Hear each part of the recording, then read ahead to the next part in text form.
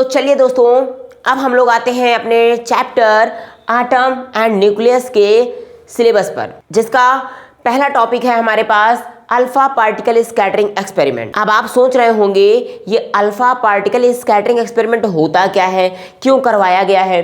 अभी तक आपने इसके पहले आप लोगों ने दोस्तों से पढ़ा होगा, लेकिन समझ में काफ़ी कम हद तक आया होगा।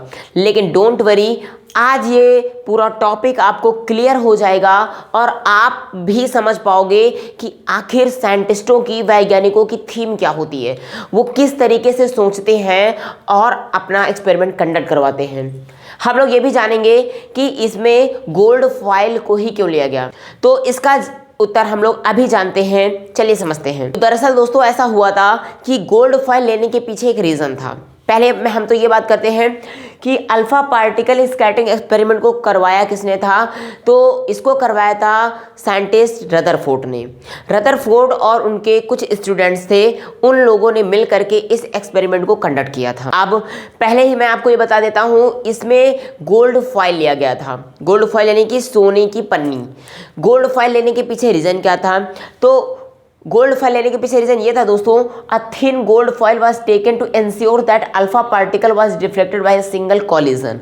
इसको लेने का सबसे महत्वपूर्ण उद्देश्य ये था कि इससे केवल हमें ये कंफर्म हो जाए, इस बात को श्योर करना था कि जब अल्फा पार्टिकल टकराएं तो इनका कॉलिजन यानी टकराव केवल और केवल एक बार हो, यानी एक बार से ज़्यादा कोई भी कण टकराने ना पाए। तो इस वजह से सोने की पन्नी को यानी कि गोल्ड फॉइल को लिया गया। अब आपके मन में क्वेश्चन आ रहा होगा तो और कोई पार्टिकल क्यों नहीं लिया, और कोई चीज़ क्यों नहीं ली गई। तो दरअसल ये भी होता है दोस्तों कि gold foil can be beaten into a very thin foil. Gold जो होता है, गोल्ड एक ऐसा एलिमेंट होता है जिसको क्या किया जा सकता है, बहुत ही छोटी छोटी फॉइल यानी कि पतली सी पन्नी के रूप में भी फैलाया जा सकता है, सबसे सबसे सबसे पतली लेयर में, यानी वेरी थिनेस्ट लेयर में। तो इस वजह से जब बहुत ही ज़्यादा थिनेस्ट लेयर बन जाएगी दोस्तों, तो इसमें केवल और केवल जब भी अल्फा पार्टिकल होगा तो सिंगल कॉलिजन ही पॉसिबल होगा। जब सिंगल कॉलिजन यानी कि इसमें से कोई दूसरा कॉलिजन हो ही नहीं सकता। मतलब कहने का, अगर मान लीजिए एक कण यहाँ से टकराया तो मान लीजिए कोई दूसरा कण से टकराने का कोई भी ऑप्शन नहीं बचेगा इसके पास। इस वजह से इसमें गोल्ड फॉइल को ही लिया गया। तीसरा रीजन था gold nucleus being heavy. Gold का जो न्यूक्लियस होता है, जो उसका नाभिक होता है, बहुत ज्यादा हैवी होता है। गोल्ड न्यूक्लियस का जो नाभिक होता है दोस्तों, गोल्ड न्यूक्लियस को लेने का एक सबसे बड़ा उद्देश्य ये भी था कि जो गोल्ड न्यूक्लियस का नाभिक होता है यानी उसका न्यूक्लियस जो होता है वो बहुत ज़्यादा भारी होता है बाकी एलिमेंट्स की तुलना में। तो उसका न्यूक्लियस भारी होने की वजह से वो क्या करता था, produces a large deflection in alpha particle. तो अल्फा पार्टिकल में वो डिफ्लेक्शन ज़्यादा क्रिएट कर सकता था, इस वजह से इसको लिया गया था। तो ये रीज़न था गोल्ड फॉइल लेने का। आप समझते हैं कि रदरफोर्ड ने अपने इस एक्सपेरिमेंट को कंडक्ट कैसे करवाया था, यानी कि अल्फा पार्टिकल्स को स्कैटर कैसे करवाए थे। चलिए अब हम उसकी स्कैटरिंग के बारे में समझते हैं। तो दोस्तों मिस्टर रदरफोर्ड ने सबसे पहले ले ली थी एक गोल्ड फॉइल। क्या ले ली थी, गोल्ड फॉइल। गोल्ड फॉइल के पीछे मैंने रीजन आपको बता दिया। गोल्ड फॉइल लेने के पीछे रीजन यही था कि ये बहुत ही माइन्यूट पन्नी हो सकती थी और इससे डबल कॉलिजन की संभावना खत्म हो जाती थी, यानी कि केवल सिंगल कॉलिजन हो सके, इसके लिए इन्होंने इसका ध्यान दिया।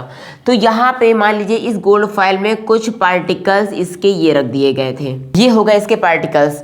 अब दोस्तों इसमें से क्या करवाया इन्होंने, अल्फा पार्टिकल्स को, किनको किनको, अल्फा पार्टिकल्स। अभी मैं ऊपर जितना भी बना रहा हूँ ये सारे अल्फा पार्टिकल्स होंगे।